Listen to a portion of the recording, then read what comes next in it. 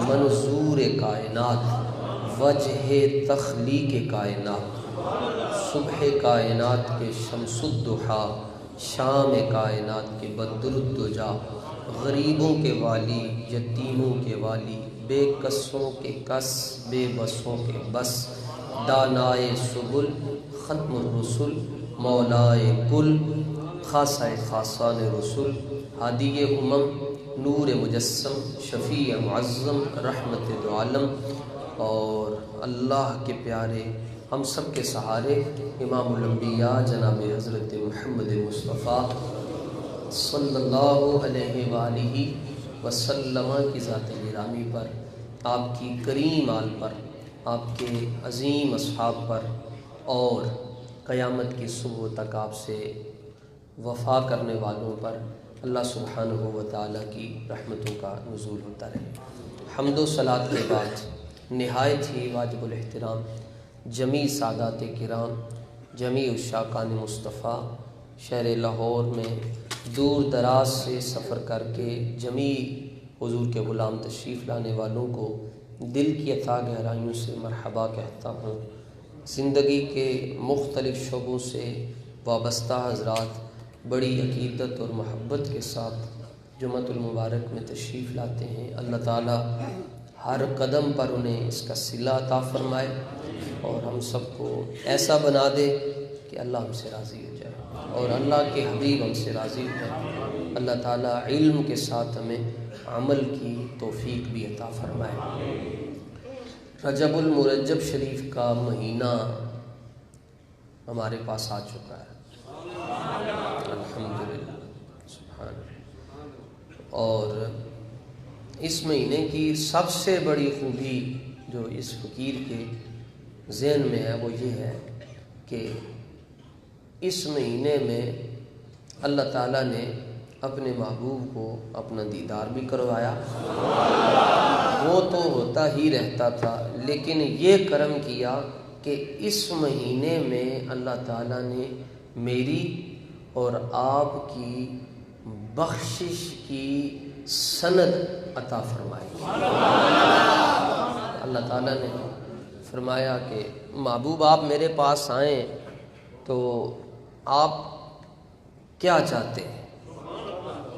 پہلے کہا کہ لے کر کے آئیں، تو آپ نے کہا یا اللہ میں تو عاجزی لے کر آیا ہوں۔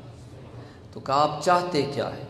کہا ایک ہی چاہت ہے، میری امت، میری امت، امتی امتی امتی امتی، میری امت میری امت میری امت، بس یہ بات ہے۔ تو فرمایا کہ ہم نے آپ کی امت کو دیکھا، آپ کی امت کے گناہوں کو بھی دیکھا، تو فلم ار الوجہ الا العفو، کہ حبیب ہم نے جب آپ کی امت کو دیکھا، آپ کی امت کے گناہوں کو دیکھا، تو ہم نے ایک ہی فیصلہ کیا، ایک ہی فیصلہ۔ تو سرکار دو عالم صلی اللہ علیہ وآلہ وسلم نے عرض کیا الہی کون سا فیصلہ؟ فرمایا العفو، ہم نے معاف فرما دیا۔ اب تو ہمیں نیکیاں کرنی چاہیے، تو ہمیں اچھے کام کرنا، ہم نے معاف کر دی، بس۔ اللہ اکبر۔ تو پھر یہ سزا، یہ روز حشر، اس کا کیا مقصد؟ فرمایا یہ دن ہے، اس میں ہم نے تقریب رونمائی کرنی ہے۔ حشر کے دن کو تقریب رونمائی کا دن کہا جاتا ہے کہ الہی کس چیز کو دکھایا جائے گا؟ فرمایا محبوب تیری عظمت کو دکھایا جائے گا۔ کسی کو تکلیف نہیں ہونی چاہیے، حضور کی امت بخشی جائے تو خوش ہونا چاہیے۔ پریشانی کس بات کی؟ بخشنے والا خدا، بخشوانے والے مصطفیٰ، بخشے جانے والے غلامان مصطفیٰ، خوش ہونا چاہیے۔ ایک بندہ جس کو بڑی نمازیں پڑھتا ہے، نہ کام آئی تو کیا کرے گا؟ آج کی الحاج فہرست ہے، اتنے آج کی، نہ کام آئے تو کیا کرے گا؟ روزے رکھے، نفلی، فرضی، واجبی، نہ کام آئے تو کیا کرے گا؟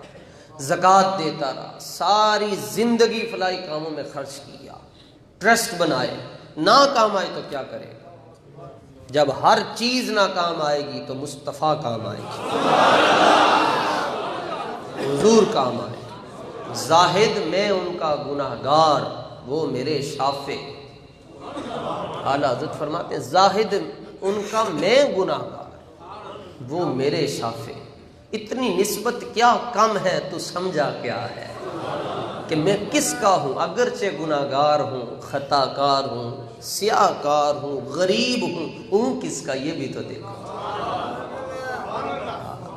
یہ بھی دیکھو۔ اللہ اکبر، نعرہ تکبیر، نعرہ رسالت، حضرت مصطفیٰ، حضرت مصطفیٰ۔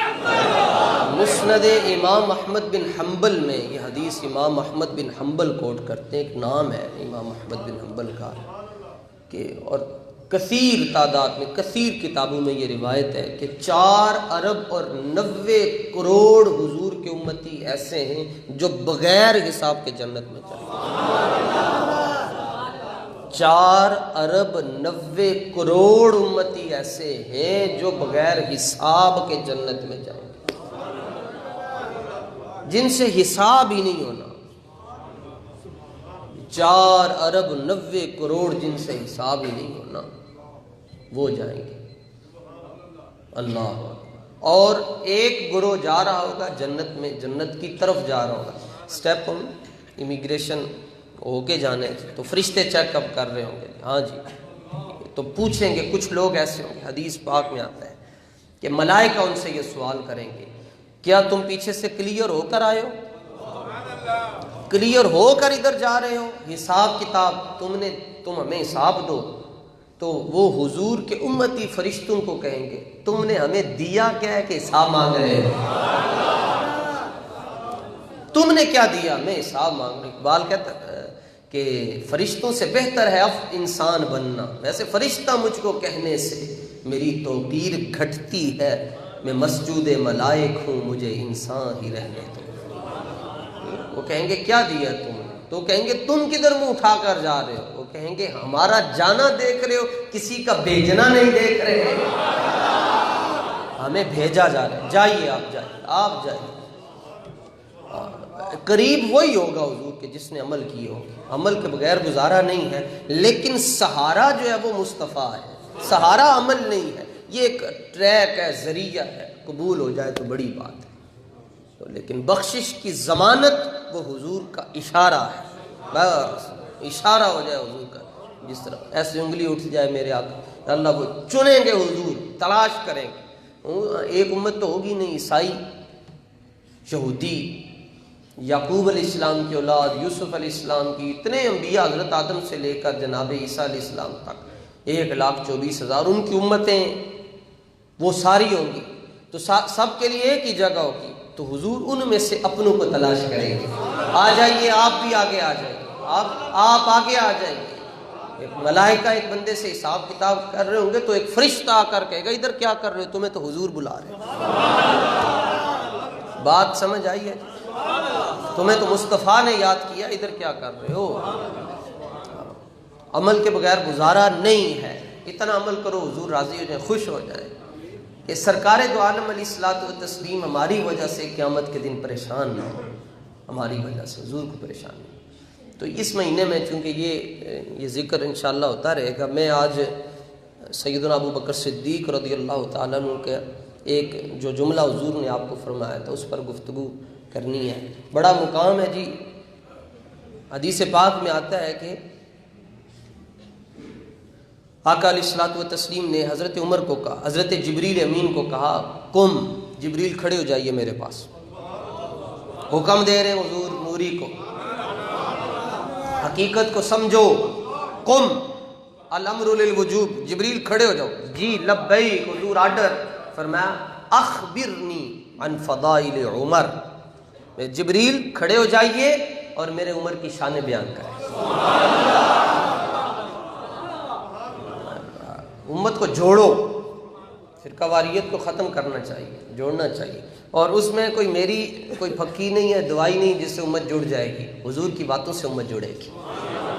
اگر ہم سب یہاں بیٹھے ہوئے ہیں الحمدللہ ہمارا دل بھی ایک ہے، ہمارا نبی جب ایک ہے باقی پیچھے رہتا کیا ہے؟ ہم خالی پیر بھائی نہیں، ہم تو بہت کچھ ہیں جی۔ تو فرمایا اے میرے جبریل کھڑے ہو اور میرے عمر کی شانیں بیان کرو۔ سرکار دو عالم صلی اللہ علیہ وسلم سے حدیث روایت کرتے ہیں حضرت ابی بن کعب رضی اللہ تعالیٰ عنہ۔ اب آپ اندازہ کریں، اس بات کو سمجھیں کہ محفل ہے صحابہ کی، محفل ہے صحابہ کی، صدارت ہے امام الانبیاء کی۔ اشتہار میں بنا کے آپ کو دے رہا ہوں، اشتہار فلیکس ڈیزائن کر کے دے رہا ہوں۔ محفل ہے صحابہ کی، صدارت ہے امام الانبیاء کی، خطاب ہے حضرت عمر، حضرت جبریل کا، اور شان ہے فاروق اعظم کی۔ کیا نورانی منظر ہے جی۔ پھر سنیے جملے، محفل ہے صحابہ کی، صدارت ہے امام الانبیاء کی، اور خطاب ہے حضرت علامہ مولانا جبریل امین کا، اور موضوع ہے عنوان عظمت عمر، شان عمر، مقام عمر۔ کھڑے ہوئے، اور راوی حضرت ابی بن کعب رضی اللہ تعالیٰ عنہ۔ کھڑے ہو گئے، حکم تھا، لیکن گھڑی وقت دیکھا، سورج ستاروں کی گردشیں دیکھی، سرکار دو عالم صلی اللہ علیہ وسلم کو عرض کرنے لگتے ہیں حضور جی چاہتا ہے کہ کروں لیکن وقت تھوڑا ہے، میں آپ کے حکم کی عدولی نہیں کر سکتا، جی کہتا ہے کہ میں کروں لیکن وقت تھوڑا ہے۔ اور آپ نے فرمایا کتنا وقت چاہیے؟ وقت بھی ہم تمہیں دے دیتے ہیں، کتنا وقت چاہیے؟ عرض کی حضور تھوڑا ہے، پھر بھی فرمایا چاہیے کتنا؟ عرض کیا کم و بیش مجھے 950 سال چاہیے۔ منذ ما لبث نوح فی قومہ، جتنا وقت حضرت نوح علیہ السلام اپنی قوم میں رہے اتنا وقت مجھے چاہیے۔ کس کی شان بیان کرنے کے لیے؟ حضرت عمر کی۔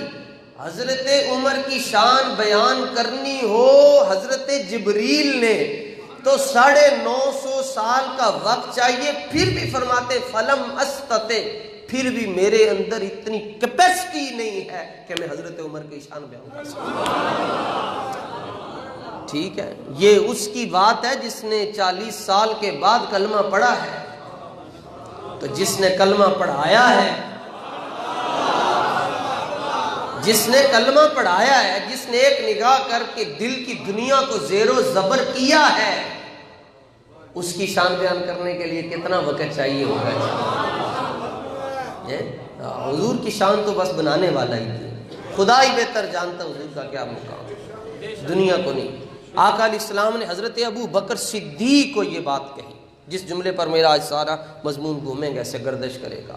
ابو بکر تم بچپن میں میرے ساتھ رہے ہو، لڑک پن میں میرے ساتھ رہے، بچپن پھر لڑک پن، پھر کہا جوانی میں تم میرے ساتھ رہے ہو، پھر تم سفر میں میرے ساتھ رہے ہو، اعلان نبوت سے پہلے جو سفر کیے، تم تجارت میں تم میرے ساتھ رہے ہو، اعلان نبوت کے بعد تم میرے ساتھ رہے ہو، غار ثور میں تم میرے ساتھ رہے ہو، میرے مصلی پہ تم نے نمازیں پڑھائی ہیں، لیکن اس کے باوجود بھی لم یعرفنی حقیقتی غیر ربی، میری حقیقت کو تم نہیں پہچان سکتے، صرف میرا رب ہی میری حقیقت کو پہچان سکتے۔ بات سمجھیے، ایک روحانی بات ہے، اگر آپ کو سمجھ آ جائے گی تو مجھے مزہ آئے گا۔ حضرت بایزید بستامی فرماتے ہیں میں غوطہ لگایا معرفت کے سمندر میں، ٹبی لگائی معرفت کے سمندر میں، غوطہ زن ہوا، کوشش کی میں نے کہ میں دیکھوں حضور کا مقام کتنا ہے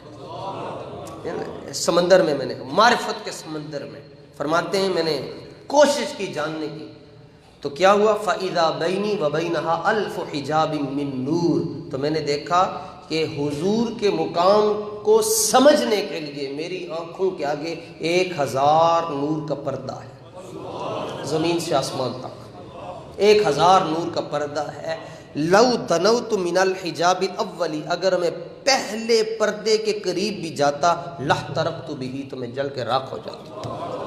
کما تحترق الشعرۃ اذا القیت فی النار، جس طرح بال کو آگ میں ڈالا جائے تو بال جل جاتا ہے، فرمایا اس طرح اگر میں اس نوری پردے کے قریب جاتا میری ولایت بھی سلب ہو جاتی اور میرا سب کچھ رب نے مجھے لے لینا تھا اور مجھے جلا دینا تھا۔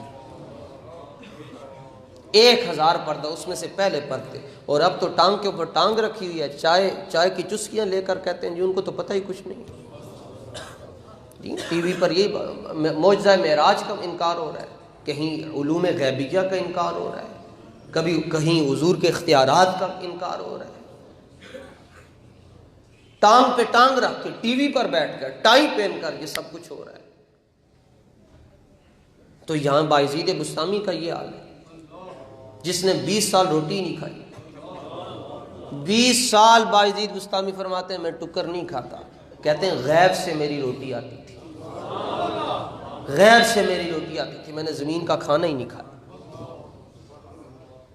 اور طاقت اتنی، روحانی طاقت اتنی، ایسے مسجد میں تشریف لائے ایک بندہ ٹانگیں لمبی کر کے بیٹھا، تو فرمایا لتم پیچھے کر، کہنے لگا جی مولوی صاحب جائیں اپنا کام کریں، فرمایا اسی اپنا کام کر دیتا ہی۔ پھر اس نے کہا کیا؟ آپ نے فرمایا لتم پیچھے کر کے میں نے دکھاؤ، اس کی دونوں ٹانگوں میں فالج گر گیا، شل ہو گئی، پیرالائز ہو گیا، معذور ہو گیا۔ فرمایا اللہ والوں سے باتیں کرتے ہو، یہ تو اللہ نے ان کو تصرف دیا ہوتا ہے، جب چاہیں جہاں چاہیں آتے جاتے ہیں۔ یہ بایزید بسطامی کی بات، یہ تو ان کی تو یہ آنکھیں ہیں ہی نہیں، یہ تو ادھر سے دیکھتے ہیں۔ اتقوا فراست المؤمن فإنه ينظر بنور اللہ، یہ تو اللہ کے نور سے دیکھتا ہے۔ حلال کھانا ہوتا ہے، انہوں نے کبھی حرام کا لقمہ نہیں چکھا ہوتا، کبھی کسی کو دیکھا نہیں ہوتا، بس رب کی معرفت میں ہوتے ہیں۔ یہ بایزید بسطامی کا یہ حال ہے۔ تو آج 15ویں صدی میں کوئی کہے جناب، بلکہ بعض لوگوں نے تو یہاں تک لکھا نقل کفر نہ باشد، وہ کہتے ہیں اگر بندہ عمل کرے تو عمل میں بندہ نبی سے بھی آگے چلا جاتا ہے۔ آپ تو سن کے استغفر اللہ کہتے ہیں، جنہوں نے لکھا ان کا کیا حال ہو رہا ہوگا قبروں میں، ہیں جی۔ تو فرمایا عمر جبریل میرے عمر کی شان بیان کرے، عرض کیا فلم استطیع، حضور طاقت ہی نہیں ہے مجھ میں، اور اگر مجھے آپ نے حکم دینا ہے تو پھر مجھے اتنا وقت چاہیے۔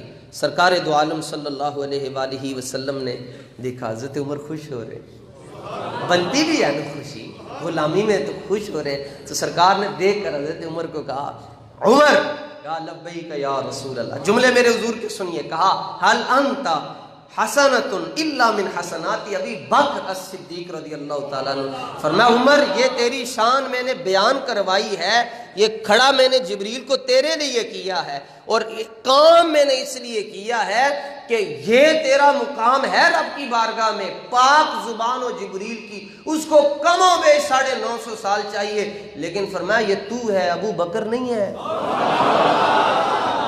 یہ تم ہو، ابو بکر نہیں ہو۔ کہا حل انت حسنۃ الا من حسنات ابی بکر، فرمایا تو عمر تو میرے ابو بکر کی ایک نیکی ہے، ایک نیکی کا نام عمر ہو تو پھر باقی نیکیوں کا نام کیا ہوگا؟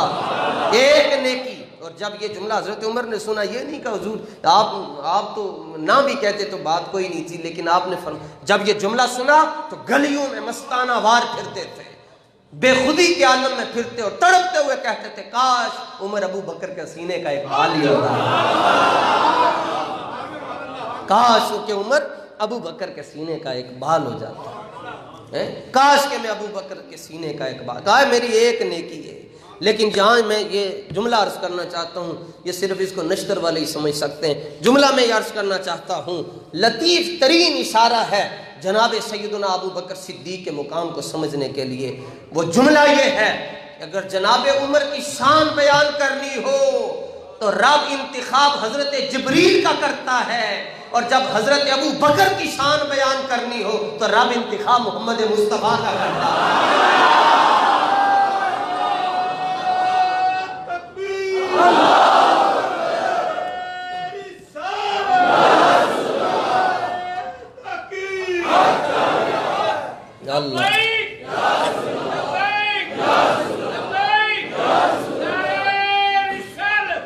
حضرت عمر کی شان بیان کرنی ہو تو جناب جبریل کا انتخاب ہوتا ہے، اور حضرت ابو بکر کی شان بیان کرنی ہو تو زبان مصطفیٰ کا انتخاب۔ کہاں جبریل، کہاں زبان مصطفیٰ، کہاں جبریل، کہاں ذات مصطفیٰ، یہ تو موازنہ ہی نہیں بنتا۔ دیکھو قرآن موازنہ ہی نہیں بنتا، نبی کی برابری سوچ بھی نہیں سکتا۔ قرآن مجید میں کیا اللہ ارشاد فرماتا ہے سورہ حجرات میں، اللہ فرماتا ہے لا ترفعوا اصواتکم، اللہ نے طریقہ بتایا میرے حبیب سے بات کرنے کا، اپنے محبوب سے، اور آپ نے فرمایا بس تمہیں میں ایک قانون بتا دیتا ہوں، آگے تم نے عمل خود ہی کرنا ہے۔ فرمایا جب تم بات کرو تو میرا محبوب بھی بول رہا ہو تو لیول تم نے یہ رکھنا ہے میرے محبوب کی آواز اونچی ہو، تمہاری آواز پست، بس یہ لیول، یہ قانون بتا دیا۔ لا ترفعوا اصواتکم، آواز اونچی نہ کرو، اگر ہو گئی تو کیا ہوگا؟ فرمایا سارے اعمال ضائع ہو جائیں گے اور تمہیں پتہ بھی نہیں چلے گا۔ نشتر والوں اور مصطفیٰ سے سچی عقیدت رکھنے والوں، جو رب آواز میں برابری نہیں کرنے دیتا وہ ذات میں کیسے برابری کرنے دے گا؟ وہ ذات میں کیسے برابری کرنے دے گا؟ تو بس سمجھ آ جائے تو کیا۔ اقبال نے ایک اپنے خط میں یہ بات لکھی، کہتا ہے کاش کہ میں دنیا کا علم نہ حاصل کرتا۔ ڈاکٹر اقبال کہتا ہے کاش کہ میں دنیاوی علم حاصل نہ کرتا، یہ جملے کہتے ہیں کاش کہ میری ساری زندگی حضور کی غلامی میں بسر ہو۔ بہت بڑے پڑھے لکھے تھے، کسی نے پوچھا آپ فلسفی بھی ہیں اور عالم بھی ہیں، اس نے پوچھا جی آپ رب کو مانتے ہیں؟ کہا میں مسلمان ہوں، موحد ہوں۔ کہا کہ فلسفے کی روشنی میں بتائیں آپ ثابت کر سکتے ہیں کہ خدا ہے؟ آپ نے فرمایا میں نہیں کر سکتا۔ اتنے لوگ بیٹھے ہیں، کوئی آ کر یہ یوحنا آباد سے کوئی بندہ آ کر کہ میں تب کلمہ پڑھوں گا جب مجھے خدا دکھائیں، تو کوئی بھی نہیں دکھا سکتا نا۔ اس نے کہا جی آپ فلسفے کی روشنی سے ثابت کر سکتے ہیں کہ اللہ ہے؟ فرمایا نہیں کر سکتا۔ اس نے کہا پھر آپ مانتے کیوں؟ پھر آپ مانتے کیوں ہیں جب آپ فلسفے کی روشنی سے ثابت ہی نہیں کر سکتے کہ خدا کا وجود ہے، پھر مانتے کیوں ہیں؟ دیکھیں ڈاکٹر کیا کہتے ہیں، ڈاکٹر ہو تو ایسا ہو، علامہ ہو تو ایسا ہو، پروفیسر ہو تو ایسا ہو۔ نہیں ویسے دنیا میں بڑے بڑے ڈاکٹر لگے پھرتے ہیں، پوچھتا ہی کوئی نہیں ہے۔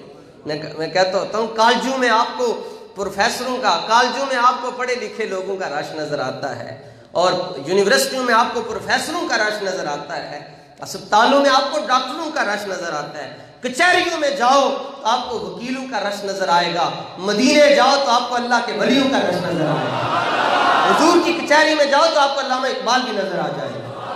ہاں یہ بات ہے، اس میں شک والی نہیں ہے بات۔ تو آپ ڈاکٹر محمد اقبال علیہ الرحمٰن نے ارشاد فرمایا میں رب کو اس لیے مانتا ہوں کہ میرے حضور نے کہا اللہ ہے، وہاں میرے پاس کوئی دلیل نہیں، ایک دلیل ہے کہ میرے آقا نے کہا ہے۔ کہا جی کیسے؟ آپ کو حضور کی بات پر اتنا اعتماد کیوں ہے؟ فرمایا تم جانتے نہیں ہو اعلان نبوت سے پہلے میرے آقا کا لقب تھا صادق اور امین۔ اعلان نبوت سے پہلے بھی اہل عرب کہتے تھے جس نے سچا دیکھنا ہو وہ عبداللہ کا شہزادہ دیکھ لے۔ فرمایا جس نے اعلان نبوت سے پہلے کبھی سچ کے علاوہ کلام نہیں کیا اسی نے تو کہا ہے کہ خدا ہے، اسی نے تو کہا جو کبھی جھوٹ کا تصور جن کی طرف نسبت بھی نہیں ہو سکتی۔ حضور کہہ رہے ہیں رب ہے، میرے پاس اس کے علاوہ مجھے دلیل کی ضرورت ہی نہیں ہے۔ اللہ اکبر۔ اسی طرح صدیق اکبر کی جب باری آئی تو ابو جہل نے کہا کہ تم مانتے ہو؟ کہا کس نے؟ کہا تیرے آقا نے کہا۔ یعنی سمجھ دیکھیے، تھا ابو جہل لیکن اس نے یہ نہیں کہا بشر نے کہا ہے، فلاں نے کہا، صاحبو کا تیرے آقا نے کہا ہے۔ یعنی اس کو پتا تھا کہ اگر میں ان کے سامنے حضور کی کوئی شان کم کروں گا میں چماٹا بہ جائے گا، اس لیے تو وہ کہتا ہے صاحبو کا تیرے آقا نے کہا ہے، تیرے آقا نے کہا۔ تو پہلی تو بات تھی حضرت ابو بکر نے حضور کا نام سنا تو وجد آ گیا، حضور کا نام سنا، چنگی خبر سنی تو وجد آ گیا۔ فرمایا مقدر کی بات ہے نا، میں تجھ سے سن کر مان رہا ہوں، تو ان سے سن کر نہیں مان رہا۔ میں یہ کیا بات ہے، حضور یہ کہتے ہیں کہ میں ایک لمحے میں کہا میرا تو یہ نظریہ ہے اگر حضور یہ کہہ دے کہ میں ایک لمحے کے کروڑویں حصے میں یہ سب کچھ کر کے آیا ہوں تو ابو بکر تو یہ بھی ماننے کے لیے تیار ہے۔ یہ تو بات ہی کوئی نہیں ہے، یہ تو کوئی بات نہیں۔ اللہ اور آپ دیکھیں یہ محبت کی انتہا ہے جی، اور محبت عقل سے نہیں ہوتی۔ میں جملہ عرض کرتا ہوں نا، عشق اندھا ہوتا ہے اور اگر کسی سمجھدار کو ہو جائے تو اس کو بھی اندھا ہی کر دیتا ہے۔ وہ لوگ کہتے ہیں اندھا ہو گیا جی، حالانکہ وہ نہ دیکھ رہا ہوتا ہے مگر عشق کی وجہ سے دنیا اس کو اندھا کرتی ہے۔ حضرات صحابہ انتہا پہ پہنچ چکے تھے، وہاں کوئی بھی نہیں جا سکتا، کوئی بھی نہیں جا سکتا جہاں وہ گئے۔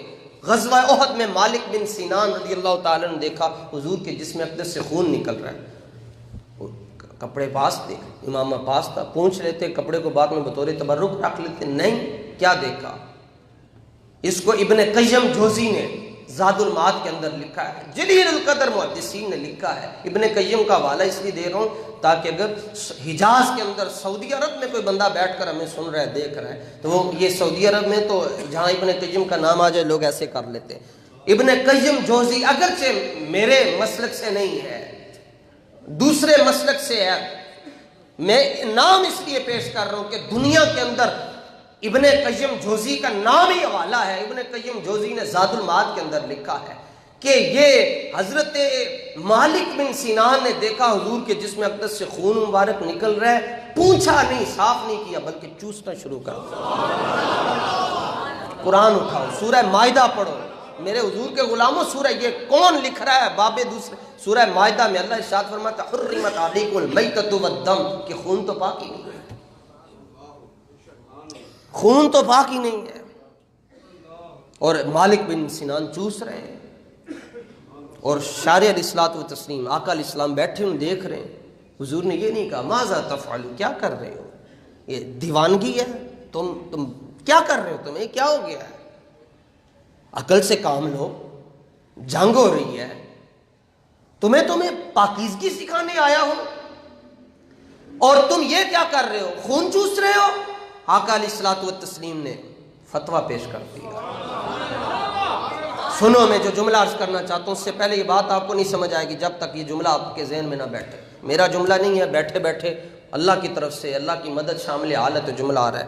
میں کہتا ہوں ساری دنیا کے اندر جتنا لٹریچر لکھا گیا ہے، ساری دنیا کے جو وہ لوگ ہیں جو رائٹرز، جن کو دنیا مانتی ہے کہ رائٹرز ہیں، اور جن کی کتابوں کو ملین بلین لوگ پڑھ چکے ہوئے ہیں، اور جن کے ایک ایک جملے پر پی ایچ ڈی ہو رہی ہے، ساری دنیا کے ادیبوں کا ادب، صحافیوں کی صحافت اکٹھی کر لی جائے، ساری دنیا کے خطیبوں کے خطبے اکٹھے کر لیے جائیں اور ان کو ایک ترازو میں رکھ دیا جائے، اور حضور کی زبان سے نکلنے والا ایک نکتہ، جملہ نہیں، نکتہ، ایک نکتہ، ڈاٹ، وہ ایک طرف رکھ دیا جائے، خدا کی قسم ہے جس نے مجھے پیدا کیا اور جس نے مجھے اپنے محبوب کی غلامی عطا فرمائی، ساری دنیا کا لٹریچر ایک طرف، مصطفیٰ کا ایک نکتہ ایک طرف۔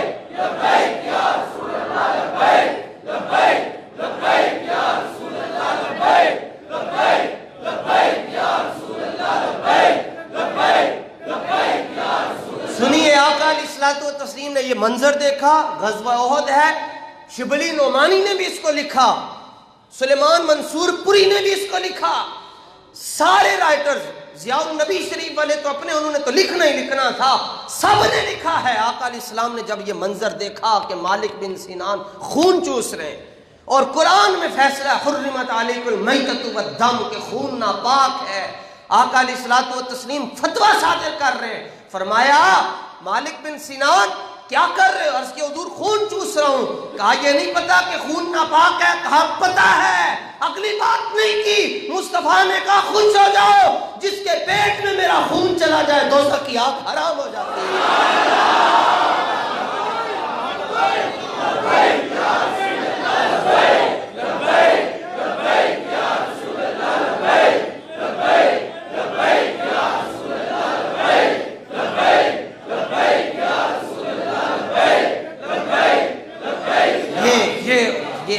یہ کرائٹیریا ہے، یہ آپ کا سٹیٹس دیکھو حضرات صحابہ کا، وہ جن کو قرآن کہتا ہے اہل قباء جب استنجا کرتے تھے تو شروع میں پتھروں کے ساتھ استنجا ہوتا تھا، پتھروں سے استنجا، اور بعد میں پانی بھی استعمال کرتے تھے۔ قرآن نے ان کے لیے کہا کہ یہ لوگ، اللہ فرماتے ہیں مجھے بڑے اچھے لگتے ہیں، یہ پاکیزگی در پاکیزگی کرتے ہیں، اتنے نفیس، اتنے صاف ستھرے لوگ، اور خون چوس رہے ہیں۔ اتنی ادا پسند آئی، فرمایا جس کے خون میں ہمارا خون شامل ہو جائے اس پر جہنم کی آگ حرام ہو جاتی ہے۔ میرا ایک جمعہ میں انشاءاللہ پڑھاؤں گا، میں وہ کسی رنگ میں انشاءاللہ میں اس کا مضمون پیش کروں گا کہ وہ لوگ جنہوں نے، یہ تو خون ہے، ابھی تو ان لوگوں کی ایک فہرست ہے جنہوں نے آقا علیہ الصلوۃ والتسلیم کا پیشاب مبارک بھی اپنے پیٹ میں رکھا۔ ہاں، میں کبھی بھی بڑے بول نہیں، بڑے بول کیا ہے، کوئی بول ہی نہیں سکتا، بولنے بھی نہیں چاہیے، ہمارے پاس ہے کیا؟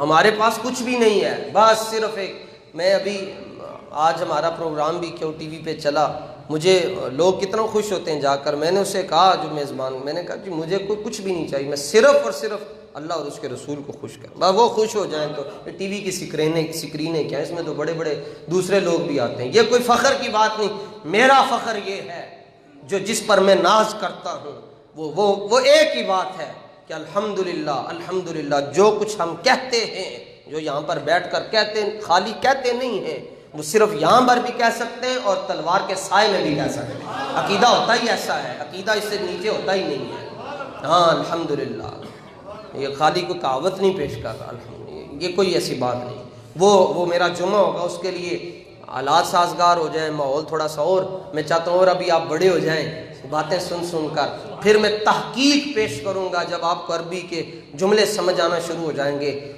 شرب بول نبی صلی اللہ علیہ وسلم پر، شرب بول نبی کی جو حدیث ہے اس کی تحقیق پیش کروں گا انشاءاللہ۔ حضور سیدی فیض عالم اور حضور گنج فقر، اپنے شیخ طریقت، اپنے جمیع اساتذہ کرام، اپنے محبین مخلصین دوستوں کی دعاؤں کے صدقے پوری دنیا کو اس حدیث پر میں چیلنج پیش کروں گا، ساری دنیا کے جو محققین ہیں میدان میں آ جائیں، میدان بھی دور نہیں، مینار پاکستان میں، رب مجھے ہمت دے، میں مینار پاکستان پر لوگ کانفرنسز کرتے ہیں، کوئی علم کی بات کرتا ہے، کوئی تحقیق کی بات کرتا ہے، میں وہاں پر یہ جملہ پوری دنیا کے سامنے دلائل کی روشنی میں رکھوں گا، ارے مصطفیٰ تو رہے مصطفیٰ، حضور کے تو نام پر میرے بچے قربان، جس مٹی کے اوپر میرے آقا کی اونٹنی مبارک نے پیشاب کیا، میں اس کی بھی افضلیت ثابت کروں گا، حدیث کی روشنی میں بات کروں گا، ارے وہ خاک کے جس خاک پر میرے آقا کا گھوڑا چلتا پھرتا تھا، اس خاک کی رب کی بارگاہ میں کیا قدر و منزلت ہے، اس پر میں تحقیق پیش کروں گا۔ لیکن یاد رکھیں، میں کہتا ہوں خوش نصیب انسان وہ ہے جو اس دنیا سے جائے تو اس کی زبان پر لا الہ الا اللہ محمد رسول اللہ، یہ میرا ورد ہے، کلمے کے علاوہ تو ہماری پہچان ہی نہیں ہے۔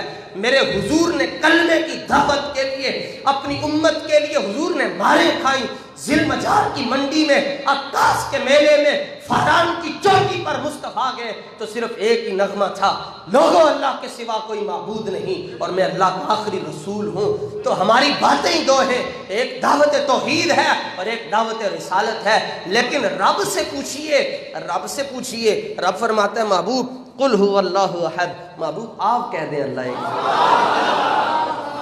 یہ بات سمجھنے والی ہے۔ میں کہتا ہوں کون سا مسلمان ہے جس کو یہ صورت نہ آتی ہے؟ قل هو اللہ احد اللہ الصمد لم یلد ولم یولد ولم یکن لہ، اللہ فرماتے ہیں محبوب آپ کو کاش کہ یہ آپ سمجھ آ جائے، محبوب آپ کہہ دیں، یہ کسی کو آپ کہہ دینا، سمجھیے گا تھوڑا سا اس کو ڈیفیکلٹ، اس کو سمجھیں، کسی کو یہ کہہ دینا آپ کہہ دیں، اس تعلق کا نام رسالت ہے، ٹھیک ہے؟ کسی کو یہ کہہ دینا آپ کہیں میں ایک ہوں، اس تعلق کو کہتے ہیں رسالت۔ اور کوئی یہ کہہ دے کہ میں رب کو رب اس لیے مانتا ہوں کہ میرے آقا نے کہا، اس کو کہتے ہیں غلامی مصطفیٰ، ٹھیک ہے؟ بس یہ دو ہی چیزیں، یہ تعلق کہ آپ کہہ دیں یہ رسالت ہے، اور یہ تعلق موسیٰ علیہ السلام نے قوم نے کہا ارین اللہ جہرا، ہم اللہ کو دیکھنا چاہتے ہیں، قرآن میں پہلا سپارہ، کیسی عجیب قوم ہے، اپنا آپ نظر نہیں آتا، کہتے ہیں اللہ کو دیکھنا ہے، فاخذتکم الصاعقہ، کڑک آئی، سارے کے سارے ہلاک ہو گئے، اور دیکھتے ہی رہ گئے موسیٰ علیہ السلام، وہ سارے ختم ہو گئے۔ لاؤ انسائکلوپیڈیا صحابہ کو اٹھاؤ، امام ابن اسیر جزری کا ہو، امام ابن حجر اسقلانی کا ہو، حیات الصحابہ میرے پاس موجود ہے، حیات الصحابہ اٹھا کر دیکھیں، کتنے صحابی ہیں جنہوں نے کہا کہ ہمیں اللہ دکھائے، بولیے جی، کسی کے پاس اگر اس کے بارے میں علم ہے الحمدللہ، جو وہ آخری جو بندہ بیٹھا ہوا اس کے بعد جو جوتی ہیں وہ مجھ سے اچھی ہیں، افضل ہیں، مگر تحقیق کی دنیا میں جو اپنی انگلی کھڑی کرے گا حسن رضا فراخ دلی کے ساتھ اس کو اپنے ساتھ بٹھائے گا کہ آئے میرے ساتھ بات کریں. انسائکلوپیڈیا صحابہ کا کوئی آخری کوئی صحابی کوئی نظر آ جائے, کوئی کہہ دے, یا دیہات میں رہنے والا کوئی صحابی آ کر جس نے کہا ہو کہ حضور ہمیں اللہ دکھائیں, نہیں کہا. کیوں نہیں کہا؟ کیوں نہیں کہا؟ جب موسیٰ علیہ السلام کی قوم نے کہا کہ آپ دکھائیں اللہ ایک ہے, تو جناب مصطفیٰ کی امت نے کیوں نہیں کہا؟ حالانکہ وہ عرب کے لوگ تھے, وہ ساری دنیا کو تو گنگا کہتے تھے, اپنے آپ کو وہ عربی کہتے تھے, وہ کہتے تھے قرآن ہماری لغت میں نازل ہوا ہے. ان کو تو پتہ ہوتا تھا ایک ایک لفظ کا. ان کا چرواہا بکریاں چرانے والا وہ وقت کا بڑا بڑا شاعر ہوتا تھا. اس کے باوجود بھی 1,24,000 صحابہ میں سے کسی ایک نے بھی نہیں کہا کہ ہمیں اللہ دکھائیں. وجہ یہ تھی کہ مصطفیٰ کا فرمان گونجتا پھرتا تھا. آقا علیہ السلام نے فرما دیا تھا, جس کو ایتھنٹک محدثین نے روایت کیا, میرے حضور نے فرمایا من رآنی فقد رأى الحق. لوگوں جس نے دنیا کے اندر خدا کو دیکھنا وہ آ کر مصطفیٰ کو دیکھنا.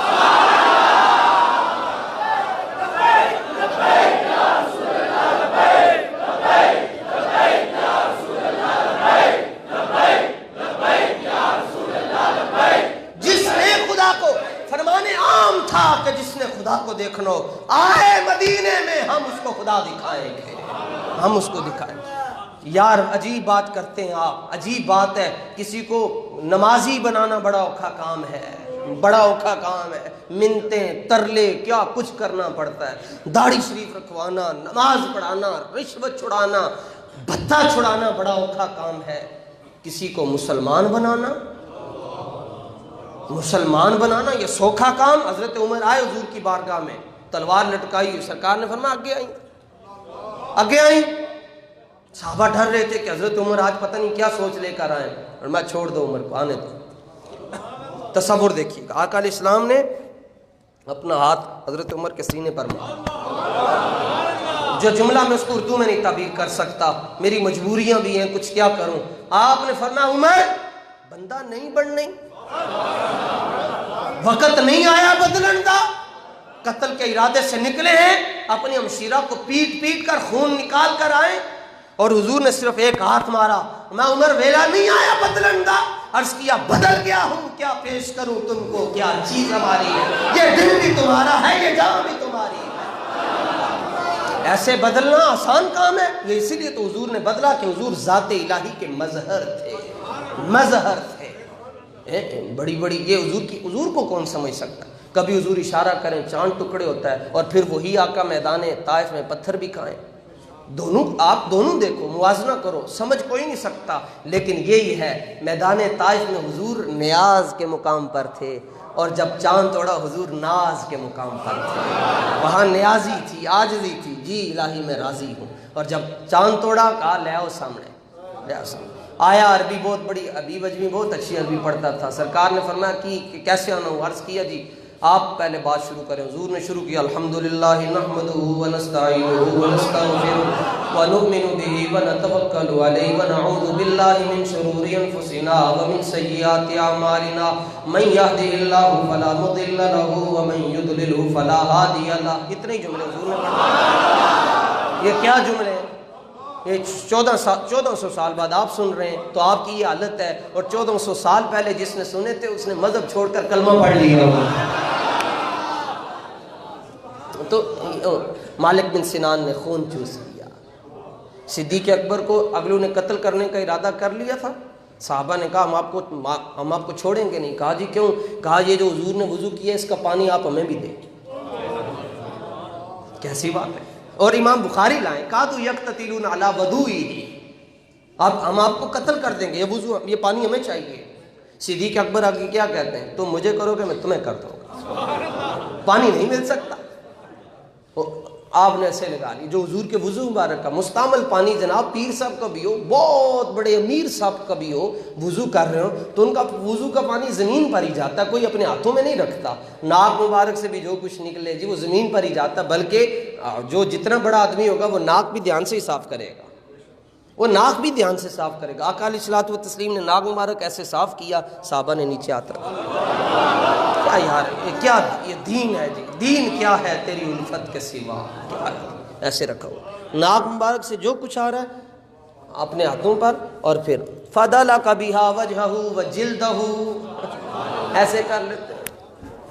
بخاری کی روایت پڑھ رہا ہوں، کاش حضور کی امت ایک ہو جائے، کاش حضور کی امت ایک ہو جائے. ایسے کر.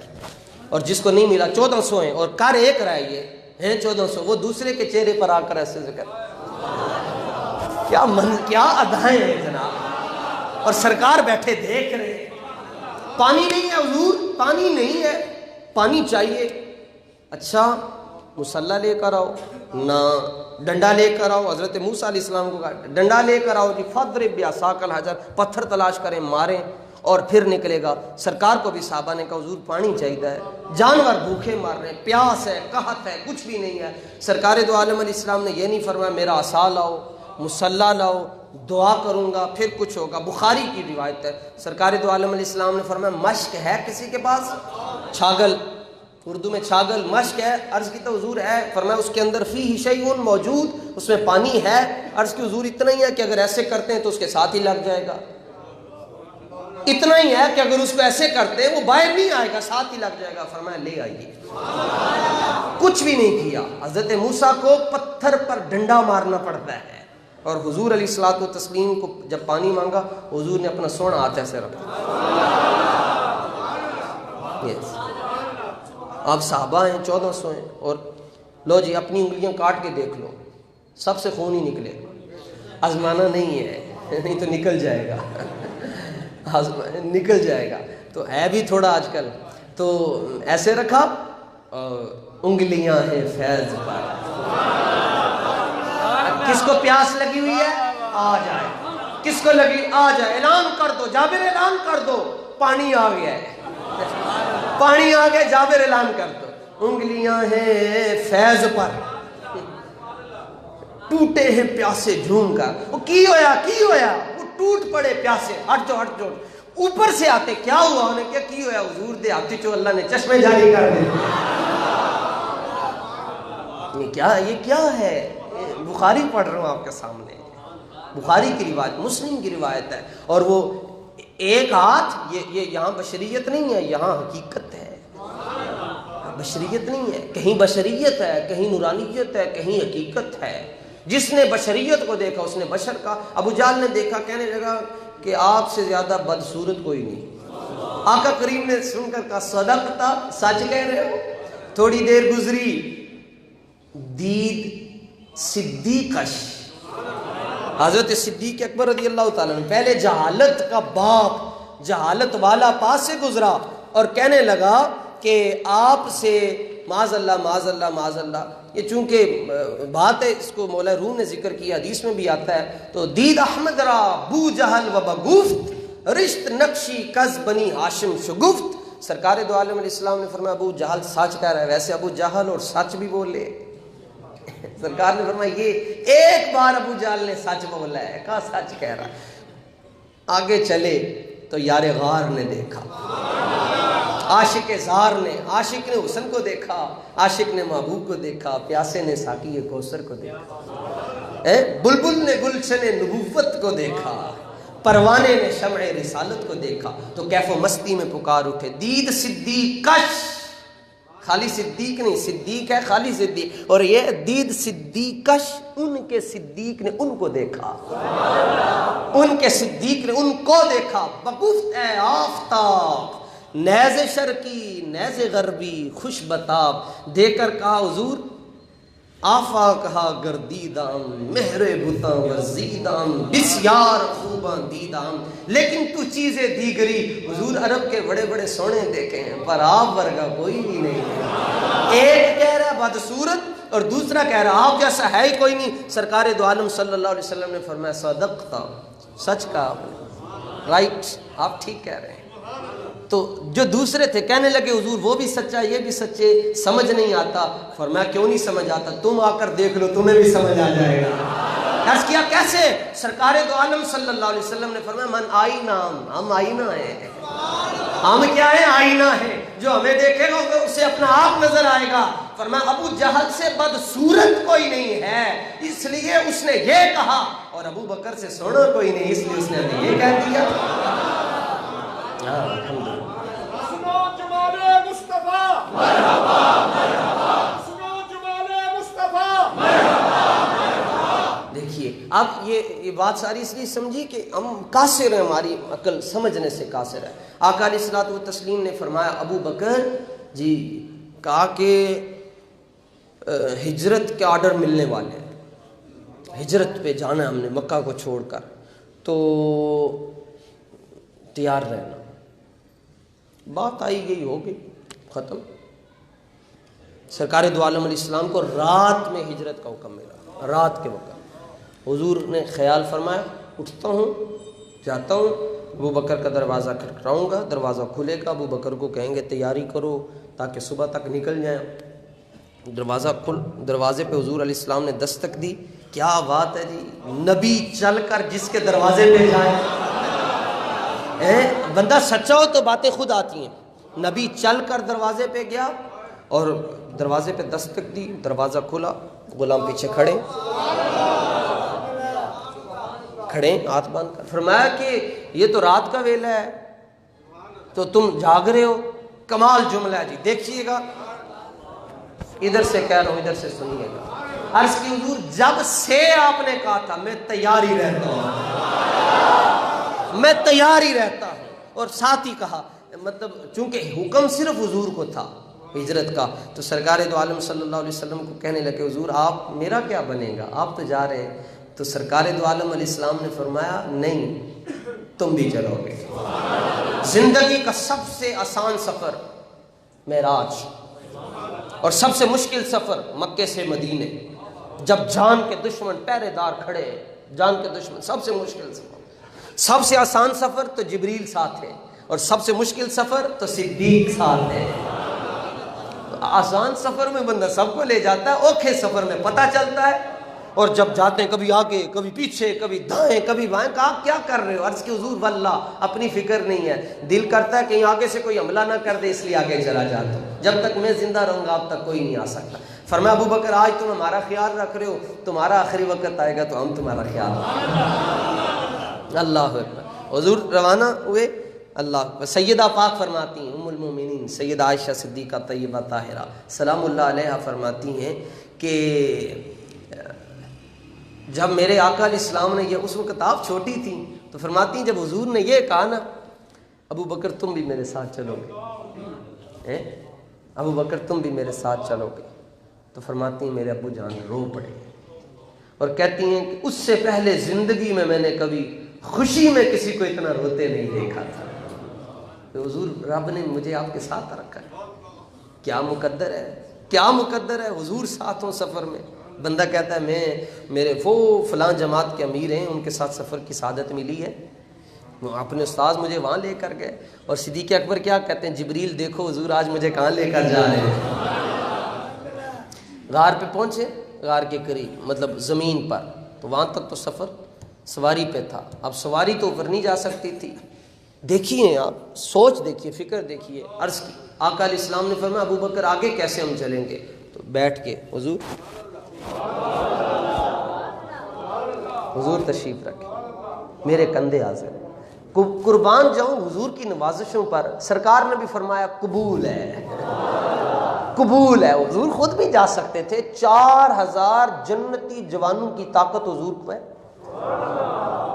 4000۔ سرکار فرماتے تھے کوئی بات نہیں ہم چلتے ہیں، جبریل آ سکتا تھا، لیکن فرمایا ابو بکر ہمیں قبول ہے۔ تو اصل میں حضور نے آگے ایک پیغام دینا تھا، وہ میں عرض کر رہا ہوں۔ سرکار دو عالم علیہ السلام اب آپ کے کندھوں پر سوار ہو گئے، نبوت کا بوجھ ہے، نبوت کا بوجھ ہے۔ حضرت علی کو حضور نے کہا یہاں سے بت توڑنے تھے نا، تو حضرت علی کو حضور نے کہا اب علی تم بیٹھو، میں تمہارے کندھوں پر کھڑا ہو کر یہ بت توڑوں گا۔ عرض کیا حضور معافی، فرمایا کیوں؟ عرض کہ حضور علی نبوت کا بوجھ نہیں اٹھا سکتا، علی اٹھا نہیں سکتا، اور صدیق کو حضور خود فرما رہے ہیں کچھ تو ہے نا اندر، سمجھیے نا۔ تو الحمدللہ جس نے یہاں پر حضور کے کندھوں پر سواری کی اس سے بھی ہم پیار کرتے ہیں، اور جس کو رسول اللہ نے کہا میں تمہارے کندھوں پر سوار ہوں گا، مجھ سے بھی پیار کرتے ہیں۔ اب یہاں بات ختم کرتا ہوں، یہ مضمون پھر آگے چلے گا۔ مولا علی متعدد اور معتبر کتب کے اندر آتا ہے، مولا علی نے کہا حضور آپ میرے کندھوں پہ آئیں گے تو میں نبوت کا بوجھ نہیں اٹھا سکتا۔ سرکار نے فرمایا پھر اس طرح کرتے ہیں، تم میرے کندھوں پہ ہو۔ عرض کہ حضور یہ بے ادبی، فرمایا میرا حکم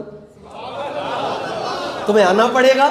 حضرت علی کہتے ہیں میں آیا، آپ حضور اٹھ رہے ہیں ایسے سرکار دو عالم میں سے، یہ سنت ہے جی، اس کی میں عرض کر رہا ہوں۔ آقا اسلام اٹھ کے کھڑے ہو گئے، حضرت علی کھڑے ہیں اور اعتماد ہے، ڈگمگا نہیں رہے کہ میں گر جاؤں گا۔ اٹھایا کس نے ہے؟ یہاں تک، یہ ادھر، یہ جہاں دروازہ ادھر تک بت لٹکے ہوئے تھے، اتارے حضرت مولا علی نے۔ واپس آئے نا تو سرکار دو عالم علیہ السلام نے فرمایا میں بیٹھ رہا ہوں، تو بیٹھتے بیٹھتے آقا علیہ السلام بیٹھے تو حضرت علی نے چھلانگ لگا دی نیچے۔ ایسے ہی ہوتا ہے، عرف میں بھی ایسے ہوتا ہے۔ حضرت علی جب نیچے آئے ہنس رہے تھے، مسکرا رہے تھے۔ آقا علیہ الصلوۃ والتسلیم نے پوچھا علی کس بات پر مسکرا رہے ہو؟ عرض کہ حضور سمجھیے گا، عرض کی آقا جب آپ کھڑے ہوئے اور میں آپ کے کندھوں پر تھا تو میں اتنا اونچا ہو گیا تھا۔ سنیے، سلام ہو سلام ہو سلام ہو ادب والوں پر۔ یا رسول اللہ، یہ جملے پیش کر رہا ہوں، ریکارڈ ہیں، ان کو گوگل بابا پہ لکھیں، آپ کو آگے سارے حوالے مل جائیں گے۔ عرض کہ حضور جب میں نے ایسے کیا تو میں اتنا بلند ہو گیا تھا، نہ یہ نہیں فرمایا۔ عرض کہ حضور جب میں آپ کے کندھوں پہ کھڑا ہوا تو میں کیا دیکھتا ہوں؟ لو شئت لنلت افق السماء۔ حضور یہ ہاتھ جو میرا ایسے جا رہا تھا تو آسمان کے جو کنگرے ہیں میرے ہاتھوں کی انگلیاں ان کنگروں کو چھو رہی تھی۔ اور اگر میں چاہتا، سنیے، اگر میں چاہتا تو میں آسمان کے کنگروں کو چھو بھی سکتا تھا، پکڑ بھی سکتا تھا۔ سرکار نے فرمایا یہ تو مجھے پتا ہے، یہ تو مجھے پتا ہے، پوچھ میں تم سے یہ رہا ہوں کہ تم مسکرائے کیوں، ہنسے کیوں ہو؟ تو کمال جملہ عرض کیا کہ حضور فدا کا بھی و امی، حضور میں قربان آپ پہ، میں نے چھلانگ لگائی ہے اور مسکرایا اس لیے ہوں کہ آسمان کی بلندیوں سے میں نے چھال بھی ماری تو میں نے ہویا بھی کچھ نہیں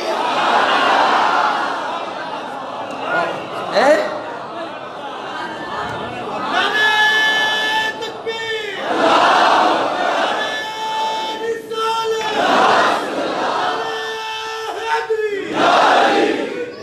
سبحان اللہ۔ ایک گال تسی اچھے سنی، ہوں غار سور دی گال سنی، ٹھیک ہے؟ یہ مکے کی اور غار سور بھی مکے میں ہے۔ غار سور کی بات سنو، سرکار مدینہ، میری جان، سب کچھ حضور پہ فدا، ہم سب حضور پہ فدا ہیں۔ سرکار دو عالم علیہ الصلوۃ والتسلیم جب حضرت ابو بکر صدیق کے کندھوں پر آئے تو حضور کھڑے نہیں، حضور بیٹھے رہے اور اپنے دونوں ہاتھ ابو بکر صدیق کے سر پہ رکھے۔ فرمایا میرے ابو بکر کو کہنے سے پہلے سوچ لینا اس کے سر پہ میرے ہاتھ ہیں، اے دے مگر بڑے تگڑے ہاتھ نے، کہنا ہے میں دے مگر بڑے تگڑے ہاتھ نے۔ فرمایا کونین کے والی کا ہاتھ ہے، اور ایک نہیں دونوں ہیں، اور ہیں بھی سر کے اوپر۔ آقا کریم صلی اللہ تعالیٰ علیہ وآلہ وسلم نے سفر شروع کیا۔ صدیق اکبر یہ منظر فرشتے دیکھے نا، آہا مچل گئے۔ سب سے زیادہ فکر تو جبریل کو جو آتا جاتا تھا، عرض کرنے لگا یا اللہ یہ نورانی منظر ہے، مجھے بھی کچھ ملنا چاہیے، خیرات مجھے بھی ملے، میں نے بھی بڑی حاضریاں دی ہیں، تو یہ سعادت مجھے ملے۔ فرمایا نہیں، اگر تم چاہتے ہو تمہیں کچھ مل جائے تو اس کی میں تمہیں ایک ترکیب بتاتا ہوں، مدنی مکی ترکیب ہے جی، خدائی ترکیب، خدائی ترکیب۔ فرمایا جبریل ایسے کرو، شوٹ، پہنچو، اور یہ جو تمہارے پر ہے نا، پر میرے ابو بکر کے قدموں کے نیچے رکھ دو۔ ایسے نہیں ہوتی بات، پتہ چلے، ہاں یہ بخشش کی یہ سندے ہیں۔ الحمدللہ اشراق بھی پڑھیں، چاشت بھی پڑھیں، ابابین بھی پڑھیں، مگر ناز حضور کی باتوں پہ کریں، ٹھیک ہے؟ فرمایا اگر تمہیں کچھ چاہیے تو ابو بکر کے قدموں کے نیچے اپنے نورانی پر بچھا لو. تو یہ نہیں کہا میری تو اس میں انسلٹ ہے، تو یہاں تو جناب ختم ہو گئی سارا کچھ ختم. تو فرمایا دیکھو، فرمایا تم نے تھوڑا سا کہا تھا، اوپر تک تم ہی آؤ گے. اب صدیق کے اکبر کے پاؤں ہیں، جبریل امین کے پر ہیں، اور سفر جاری ہے. اوپر پہنچے، فرمایا عرض کیا حضور تسی باہر مجھے اجازت دیں، میں اندر ذرا صفائی کر رہا ہوں. حضور کی طبیعت کا خیال، حضور نفاست پسند ہے. اندر گئے تو دیکھا بہت سوراخ ہے، مٹی بھی ہے، گند بھی ہے. تو جھاڑو تو نہیں نہ تھا، ویکیوم بھی نہیں. اپنے صفائی کی اور سوراخ بند کر دی. موزی ہوتے ہیں نا سوراخوں میں چھپے ہوتے ہیں تکلیف دینے والے، سوراخ بھی بند کر دی. امام شریف بھی اپنے یہ قربان ہے نا یہ سب کچھ حضور پہ.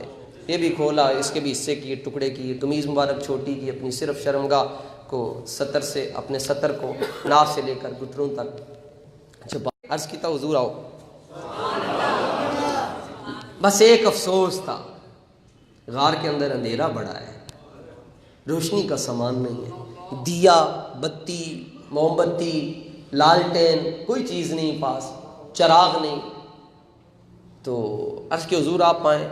حضور اندر تشریف لے گئے، غار میں روشنی.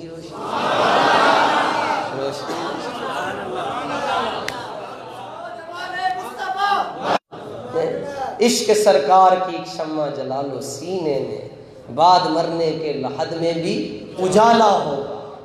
سرکار ادھر تو غار سور روشن، قبروں میں آئیں گے تو قبریں روشن ہو انشاءاللہ. اللہ تعالیٰ مجھے آپ کو علم اور عمل کی توفیق عطا فرمائے.